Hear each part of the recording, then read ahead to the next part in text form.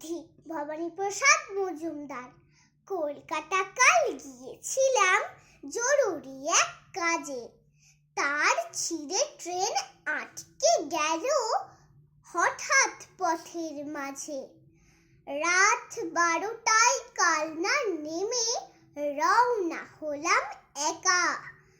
জলার ধারে হঠাৎই এক ভূতের সঙ্গে দেখা।